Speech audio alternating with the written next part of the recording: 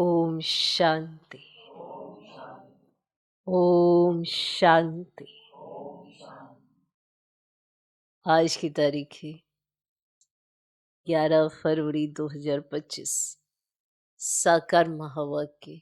बाबा कहते मीठे बच्चे, तुम्हें भगवान पढ़ाते हैं, तुम्हारे पास है ज्ञान रतन।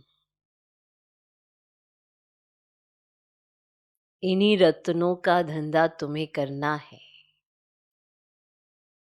तुम्हें भगवान पढ़ाते हैं, तुम्हारे पास है ज्ञान रतन। इन्हीं रत्नों का धंधा तुम्हें करना है। तुम यहाँ ज्ञान सीखते हो, भक्ति नहीं। तुम यहाँ ज्ञान सीखते हो, भक्ति नहीं।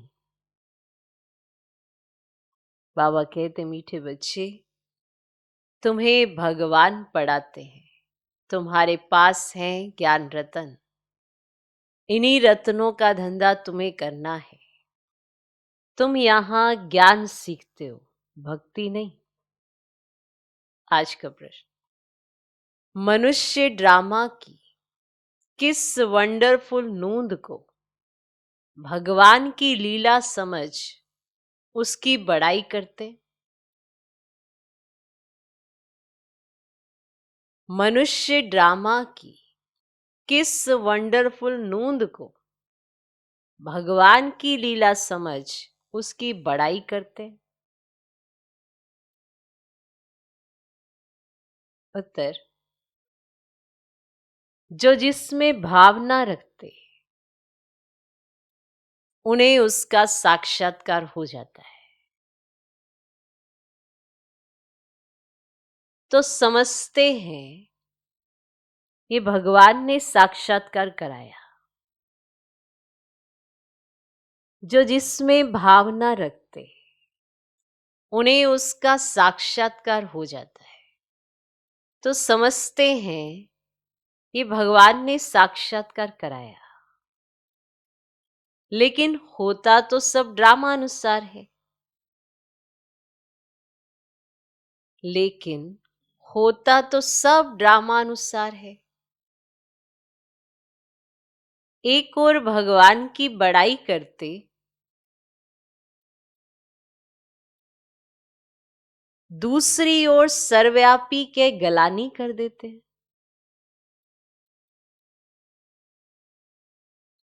एक ओर भगवान की बड़ाई करते, दूसरी ओर सर्वव्यापी के गलानी कर देते।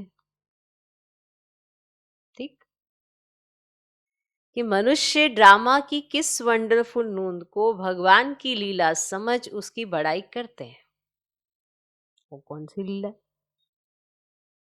उत्तर, जो जिसमें भावना रखते उन्हें उसका साक्षात्कार हो जाता है। तो समझते ये भगवान ने साक्षात्कार कराया, लेकिन होता तो सब ड्रामा अनुसार है। एक और भगवान की बड़ाई करते, दूसरी ओर सर्वव्यापी के गलानी कर देते हैं।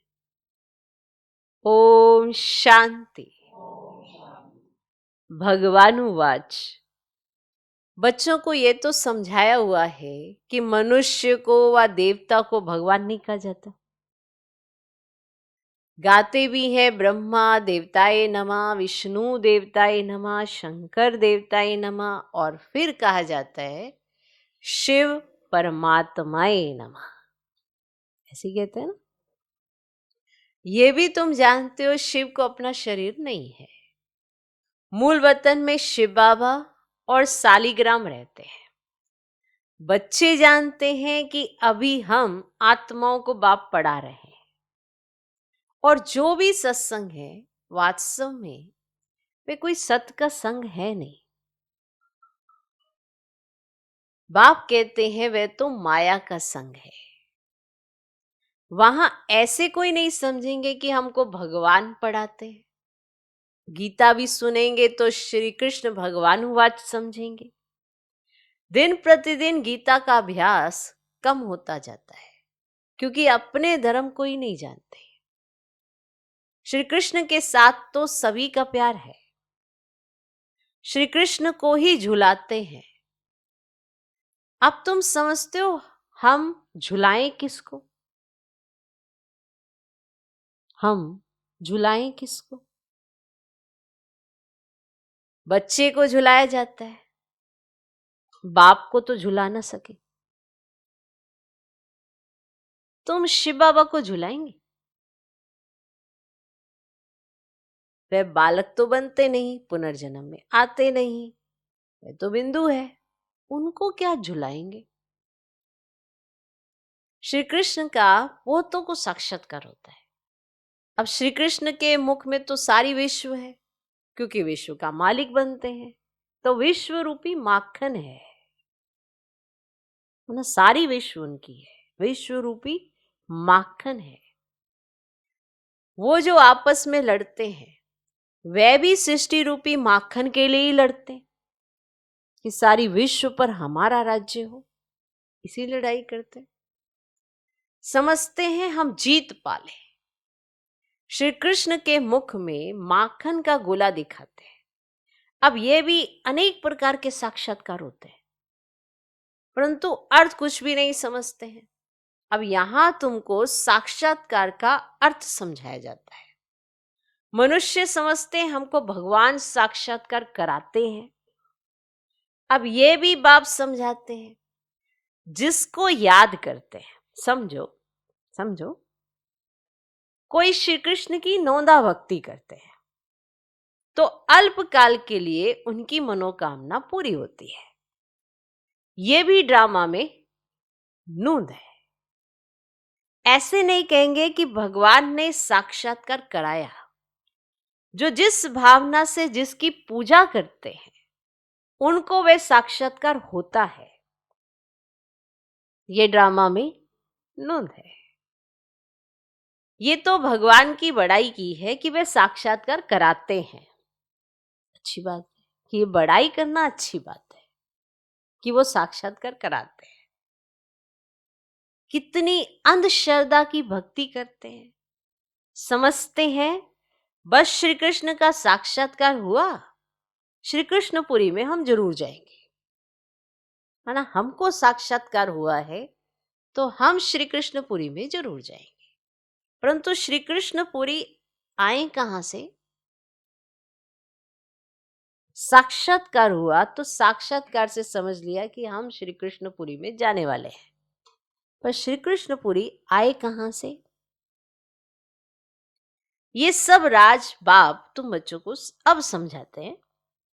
श्री कृष्णपुरी की स्थापना हो रही है, हो रही है। ये है कंसपुरी। कंस, अकासुर, बकासुर, कुंभकर्ण, रावण, ये सब असुरों के नाम है। किसके? असुरों के। कोई अपने बच्चों का नाम बकासुर रखेगा क्या?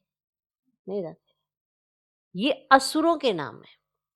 शास्त्रों में क्या क्या बैठ लिखा है ये भी समझाना है कि गुरु दो प्रकार के हैं। एक है भक्ति मार्ग के गुरु, वे भक्ति सिखलाते हैं। ये बाप तो है ज्ञान का सागर, इनको सतगुरु कहा जाता है। ये कभी भक्ति नहीं सिखलाते, ज्ञान ही सिखलाते हैं। मनुष्य तो भक्ति में कितना खुश होते हैं, झांझ बजाते हैं। बनारस में तुम देखेंगे, बनारस में तुम देखेंगे सब देवताओं के मंदिर बना दिए, सब। ये सब है भक्ति मार्ग की दुकानदारी, भक्ति का धंधा, सब देवताओं के मंदिर। और तुम बच्चों का धंधा है ज्ञान रत्नों का, इनको भी व्यापार कहा जाता है। तो बाप भी रत्नों का व्यापारी है। तुम समझते हो ये रत्न कौन से हैं? इन बातों को समझेंगे वही जिन्होंने कल्प पहले समझा है, दूसरे समझेंगे ही नहीं। जो भी बड़े बड़े हैं वे पिछाड़ी में आकर समझेंगे, है ना। समय नहीं बचेगा ना, तब वे पिछाड़ी में आकर समझेंगे। कन्वर्ट भी तो हुए हैं ना। एक राजा जनक की कथा सुनाते हैं। जनक फिर अनुजनक बना। जैसे कोई का नाम श्री कृष्ण है मान लो जैसे कोई का नाम श्री कृष्ण है तो कहेंगे तुम अनुदैवी श्री कृष्ण बनेंगे, ऐसे समझा सकते है ना। ये ज्ञान रत्नों से अब तुम अनुदैवी श्री कृष्ण बनेंगे, अभी तो तुम्हारा नाम श्री कृष्ण है। तो कहां वे सर्वगुण संपन्न श्री कृष्ण, कहां यह कोई का नाम लक्ष्मी है, कोई का लक्ष्मी नाम है, और इन लक्ष्मी नारायण के आगे जाकर महिमा गाती है। कौन? लक्ष्मी। अब ये थोड़ी ही समझती कि इनमें और हमारे में फर्क क्यों हुआ है। क्लियर? नाम तो हमारा भी लक्ष्मी है और इनका भी लक्ष्मी है, पर फर्क क्या है? क्लियर हुआ? बाबा आपको कंट्रास्ट समझा रहे हैं कि क्या भक्ति मार्ग क्या ज्ञान मार्ग, इसका कंट्रास्ट बता रहे। ज्ञान में भी आपको ये समझाया जाता है कि साक्षात्कार का मतलब क्या है। अंधश्रद्धा की कोई बात नहीं की जाती, हर बात को क्लियर करके समझाया जाता है। और ये समझा कौन रहे? डायरेक्ट भगवान। क्लियर? तो कोई का लक्ष्मी नाम है और इन लक्ष्मी नारायण के आगे जाकर महिमा गाती है। ये थोड़ी ही समझती कि इनमें और हमारे में फर्क क्यों हुआ है। अभी तो बच्चों को नॉलेज मिली है ये सृष्टि चक्र कैसे फिरता है, तुम ही 84 जन्म लेंगे, ये चक्र अनेक बार फिरता आया है, कभी बंद नहीं हो सकता। तुम इस नाटक के अंदर एक्टर्स हो। मनुष्य इतना जरूर समझते हैं कि हम इस नाटक में पार्ट बजाने आए हैं, बाकी ड्रामा के आदि मध्य अंत को नहीं जानते। तुम बच्चे जानते हो हम आत्माओं के रहने का स्थान परे ते परे है, वहां सूर्य चांद की भी रोशनी नहीं है। तो ये सब समझने वाले बच्चे भी अक्सर करके कौन होते? समझने वाले बच्चे भी अक्सर करके कौन होते? साधारण गरीबी बनते हैं, क्योंकि भारत ही सबसे साहूकार था, ये भारत ही सबसे गरीब बना है, सारा खेल भारत पर है। भारत जैसा पावन खंड और कोई होता ही नहीं। तो पावन दुनिया में पावन खंड होता है और कोई खंड वहां होता ही नहीं रहने के लिए। बाबा ने समझाया ये सारी दुनिया एक बेहद का आइलैंड है, जैसे लंका टापू है ना। क्लियर? दिखाते हैं रावण लंका में रहता था। अभी तुम समझते हो रावण का राज्य तो सारी बेहद की लंका पर, ये सारी सृष्टि समुद्र पर खड़ी है, ये टापू है, पूरी सृष्टि एक टापू है। सिर्फ एक वो लंका नहीं, श्रीलंका वो टापू पर है ना, सिर्फ वो नहीं, ये सारी सृष्टि टापू पर है। इस पर रावण का राज्य है। ये सब सीताएं रावण की जेल में हैं। उन्होंने तो हद की कथाएं बना दी है ये सारी बेहद की बात, बेहद का नाटक है। उसमें ही फिर छोटे छोटे नाटक बैठ बनाए हैं। उन छोटे छोटे नाटकों को देखते हैं और समझते हैं कि ऐसे हुआ था। ये है ये बेहद का नाटक जिसमें हम एक्ट कर रहे हैं। कैसे आपने एक्ट करी उसके ऊपर मदार है सर। छोटे छोटे नाटक, ये बाइस्कोप आदि भी अभी बने हैं, 500-600 साल पहले तो नहीं बने थे, ये अभी बने। तो बाप को समझाने में सहज होता है कि ये देखो अभी अभी ये सब चीजों का निर्माण हुआ है, ये सारी चीजें समझाने के लिए सहज हो जाती, इतनी सारी चीजें क्रिएट हो जाती। क्लियर? तो बेहद का सारा ड्रामा तुम बच्चों की बुद्धि में है इस समय। बाबा ने सुनाया, आपको समझ में आया और सारा का सारा ड्रामा आपकी बुद्धि में आ गया। मूल वतन, सूक्ष्म वतन और किसकी बुद्धि में हो ना सके। तुम जानते हो हम आत्माएं मूल वतन की रहवासी हैं और देवताएं सूक्ष्म वतनवासी, उनको फरिश्ता भी कहते हैं। वहां हड्डी मांस का पिंजरा होता ही नहीं है। ये सूक्ष्म वतन का पार्ट भी ना थोड़े समय के लिए है, ये अभी इमर्ज होता है। अभी तुम आते जाते हो फिर कभी नहीं जाएंगे, ये पार्ट अभी के लिए। क्लियर?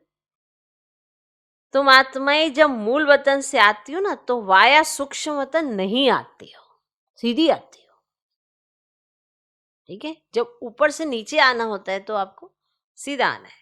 अभी वाया सूक्ष्म वतन जाती हो, अभी वाया जाओगी, पर जब आना होगा तो डायरेक्ट ही आओगी। तो अभी सूक्ष्म वतन का पाठ है।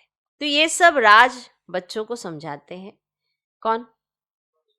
तो ये सब राज बच्चों को समझाते हैं। बाप जानते कि हम आत्माओं को समझा रहे हैं, साधु संत आदि कोई भी इन बातों को नहीं जानते हैं, उनको ये नहीं पता, वे कभी ऐसी बातें कर ना सके। तो बाप ही बच्चों से बात करते हैं, ऑर्गन स्पीकर तो बात कर ना सके। कहते हैं मैं इस शरीर का आधार ले तुम बच्चों को पढ़ाता हूं, तुम आत्माओं की दृष्टि भी बाप तरफ चली जाती है। ये है सब नई बातें। निराकार बाप, उनका नाम है शिव बाबा, और तुम आत्माओं का नाम तो आत्मा ही है, आत्मा ही है ना। तुम्हारे शरीर के नाम बदलते हैं। मनुष्य कहते हैं परमात्मा नाम रूप से न्यारा है, तुम नाम तो शिव का कहते हो ना। तो शिव की पूजा भी करते हैं, समझते एक हैं, करते दूसरा है। अभी तुम बाप के नाम रूप देश काल को भी समझ गए हो। तुम जानते हो कोई भी चीज नाम रूप के बिगड़ नहीं हो सकती है। तो यह भी बड़ी सूक्ष्म समझने की बात है। तो बाप समझाते हैं, और गायन भी है सेकंड में जीवन मुक्ति, अर्थात मनुष्य नर से नारायण बन सकते हैं। तो जबकि बाप हेवनली गॉड फादर है, हम उनके बच्चे बने हैं, तो भी स्वर्ग के मालिक ठहरे, परंतु यह भी समझते नहीं। बाप कहते हैं बच्चे तुम्हारी एम ऑब्जेक्टिव यह है नर से नारायण बनना, राजयोग है ना। भूतों को चतुर्भुज का साक्षात्कार होता है। इससे सिद्ध है कि विष्णुपुरी के हम मालिक बनने वाले हैं। तुमको मालूम है स्वर्ग में भी लक्ष्मी नारायण के तख्त के पिछाड़ी विष्णु का चित्र रखते हैं, मालूम है आपको ये बात? स्वर्ग में भी लक्ष्मी नारायण के तख्त के पिछाड़ी विष्णु का चित्र रखते हैं, अर्थात विष्णुपुरी में इन्हों का राज्य है। कुछ समझ में आया? तो यह है लक्ष्मी नारायण विष्णुपुरी के मालिक हैं, और वह है श्री कृष्णपुरी, यह है कंसपुरी। जैसे चित्र बनाते हैं ना पीछे की, हाँ भाई किसका राज्य चल रहा है, कुछ निशानियां रखते हैं ना, अभी तक भी निशानियां रखी जाती हैं। अब भारत में हो तो पीछे वो दिखाते हैं ना अपना सत्यमेव जयते, वो पीछे दिखाते हैं, शेर दिखाते हैं, नीचे लिखा होता है, चक्र दिखाते हैं, शोक चक्र दिखाते हैं। ये सब निशानियां हैं कि अच्छा इनके राज्य में भी रह रहे हैं। तो सत्युग में भी ऐसा होता है कि विष्णु का चित्र होता है पीछे, और तख्त पर बैठे होते हैं लक्ष्मी नारायण। भगवान सुना रहे हैं, सुनो समझो। तो ये लक्ष्मी नारायण विष्णुपुरी के मालिक हैं। वह है श्री कृष्णपुरी और यह है कंसपुरी। ड्रामा अनुसार ये भी नाम रखे हुए हैं। बाप समझाते हैं मेरा रूप बहुत सूक्ष्म है, कोई भी जान नहीं सकते। कहते हैं कि आत्मा एक स्टार है, परंतु फिर लिंग बना देते, नहीं तो पूजा कैसे हो। तो रुद्र यज्ञ रचते हैं तो अंगुष्ठे मिसल सारीग्राम बनाते हैं, और दूसरी तरफ उनको अजब सितारा कहते हैं। क्लियर? एक तरफ ऐसे कहते, एक तरफ ऐसे कहते हैं। तो आत्मा को देखने की बहुत कोशिश करते हैं, परंतु कोई भी देख नहीं सकते। रामकृष्ण विवेकानंद का भी दिखाते हैं, उसने देखा आत्मा उनसे निकल मेरे में समा गई। अब उनको किसका साक्षात्कार हुआ होगा, आत्मा का या परमात्मा का? ये आत्मा निकली, उनसे निकली और मेरे में समा गई। अब उनको किसका साक्षात्कार हुआ होगा? आत्मा और परमात्मा का रूप तो एक ही है, बिंदी देखा समझते कुछ नहीं। आत्मा का साक्षात्कार तो कोई चाहते ही नहीं, चाहना रखते हैं कि परमात्मा का साक्षात्कार करें। तो वहां पे फिर अलग अलग कैसे करेंगे कि ये आत्मा थी या परमात्मा? वह बैठा था कि गुरु से परमात्मा का साक्षात्कार करें, बस कह दिया ज्योति थी वे मेरे में समा गई, इसमें ही वह बहुत खुश हो गया, समझा यही परमात्मा का रूप है। गुरु में भावना रहती है, गुरु में भावना रहती है ना, तो भगवान के साक्षात्कार की समझते कुछ नहीं। भला भक्ति मार्ग में समझाए कौन? वहां तो ये पार्टी नहीं है क्या समझाने का, फिर समझाए कौन? अब बाप बैठ समझाते हैं, जिस जिस रूप में जैसी भावना रखते हैं, जो शक्ल देखते हैं वह साक्षात्कार हो जाता है। जैसे गणेश की बहुत पूजा करते हैं तो उनका चैतन्य रूप में साक्षात्कार हो जाता है, नहीं तो उनको निश्चय कैसे हो? तेजों में रूप देख समझते कि हमने भगवान का साक्षात्कार किया, उसमें ही खुश हो जाते हैं। तो ये सब है भक्ति मार्ग, उतरती कला। पहला जन्म अच्छा होता है, फिर कमती होते होते अंत आ जाता है। बच्चे इन बातों को समझते हैं, जिनको कल्प पहले ज्ञान समझाया है उनको ही अब समझा रहे हैं। कल्प पहले वाले ही आएंगे, बाकी औरों का तो धर्म ही अलग है। तो बाप समझाते, एक एक चित्र में भगवान वाच लिख दो, तो बड़ा युक्ति से समझाना होता है। तो भगवान वाच है ना, यादव कौरव और पांडव क्या करत भय, है ना, उसका ये चित्र है। पूछो, तुम बताओ अपने बाप को जानते हो? नहीं जानते हो तो गोया बाप से प्रीत नहीं है ना, तो विपरीत बुद्धि ठहरे। तो बाप से प्रीत नहीं तो विनाश हो जाएंगे, ऐसे पूछो। प्रीत बुद्धि विजयंती और सत्य में विजयते, इसका अर्थ भी ठीक है। तो बाप की याद ही नहीं तो विजय पा ही नहीं सकते। क्लियर? अभी तुम सिद्ध कर बतलाते हो, गीता शिव भगवान ने सुनाई है, उसने ही राजयोग सिखाया ब्रह्मा द्वारा। तो यह तो श्री कृष्ण भगवान की गीता समझकर कसम उठाते हैं। उनसे पूछना चाहिए, श्री कृष्ण को हाजिर नाजिर जानना चाहिए या भगवान को? कहते हैं ईश्वर को हाजिर नाजिर जान, सच बोलो। रोला हो गया ना तो कसम भी झूठा हो जाता। सर्विस करने वाले बच्चों को तो गुप्त नशा रहना चाहिए। नशे से समझाएंगे तो सफलता होगी, नशे से समझाएंगे तो सफलता होगी। तुम्हारी ये पढ़ाई भी गुप्त है, पढ़ाने वाला भी गुप्त है।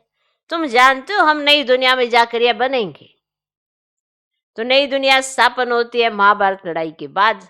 तो बच्चों को अब नॉलेज मिली है, वे भी नंबरवार धारण करते हैं, योग में भी नंबरवार रहते हैं। तो ये भी जांच रखनी चाहिए हम कितना याद में रहते हैं। तो बाप कहते ये अभी तुम्हारा पुरुषार्थ भविष्य 21 जन्मों के लिए हो जाएगा। अभी फेल हुए तो कल्प कल्पांतर होते रहेंगे, ऊंच पद नहीं पा सकेंगे। पुरुषार्थ करना चाहिए ऊंच पद पाने का।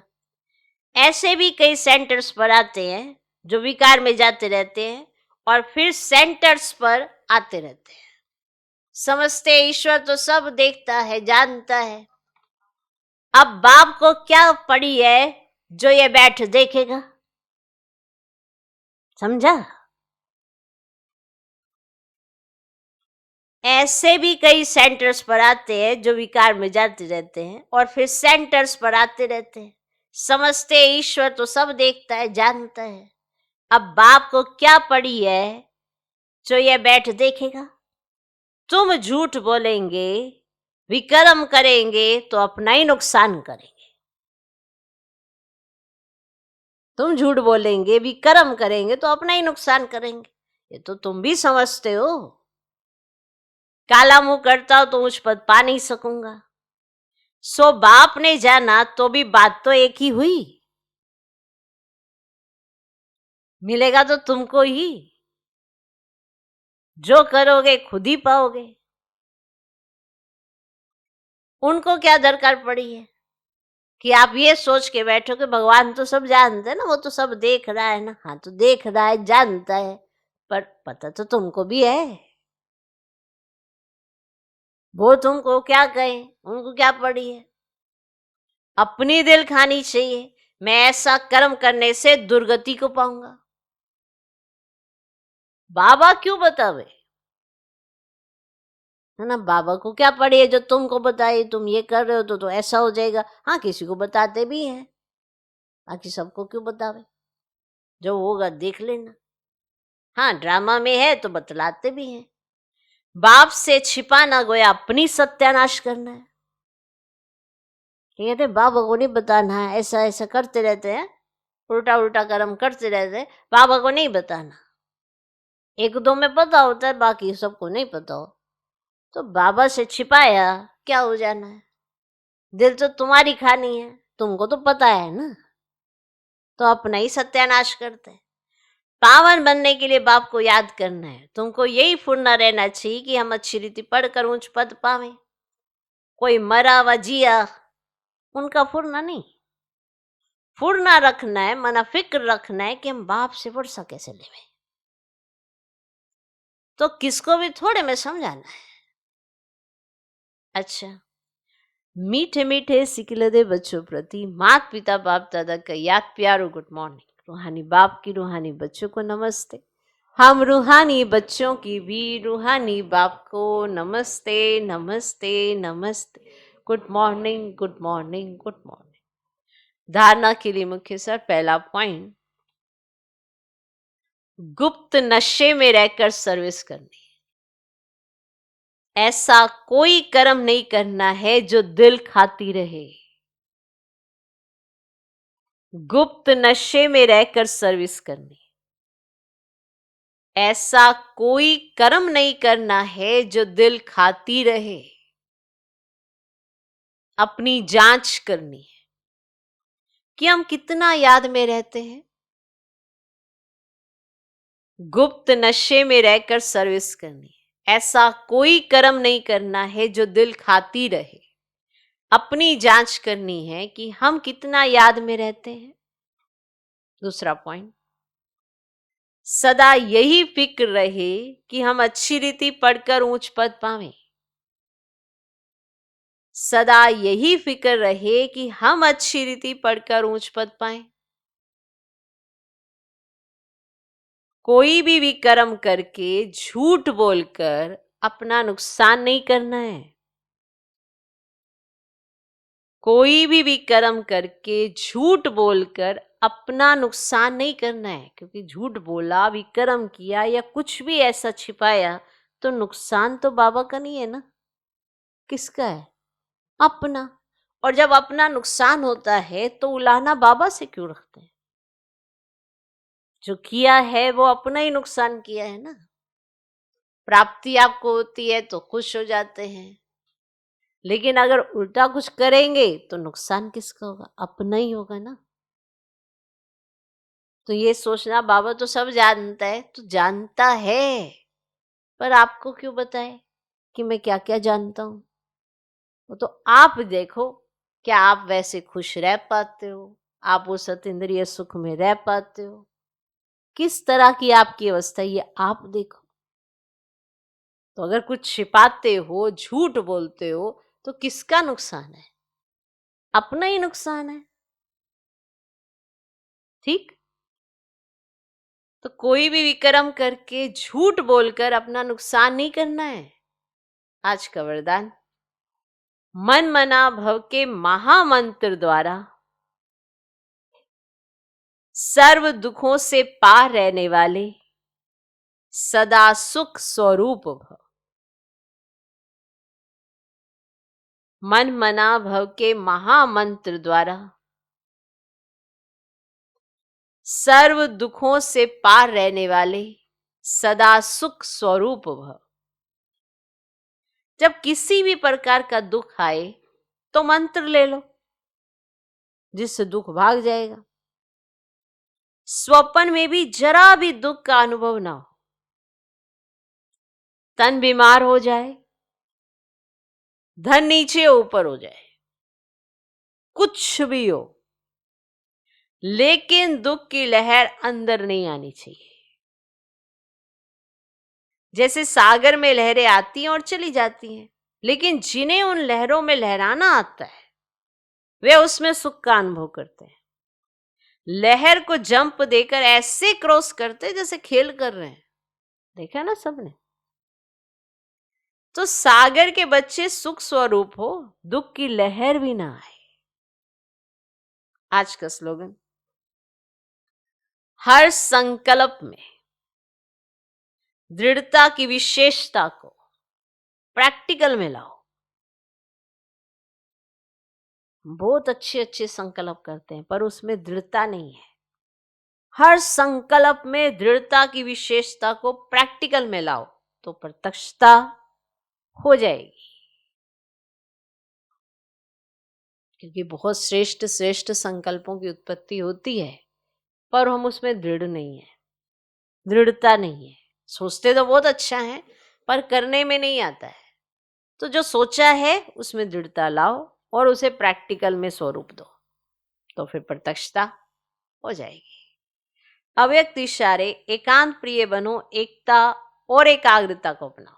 स्व उन्नति में, सेवा की उन्नति में एक ने कहा दूसरे ने हाँ जी किया, ऐसे सदा एकता और दृढ़ता से बढ़ते चलो। जैसे दादियों की एकता और दृढ़ता का संगठन पक्का है, ऐसे आदि सेवा के रत्नों का संगठन पक्का हो, इसकी बहुत बहुत आवश्यकता है। ओम शांति।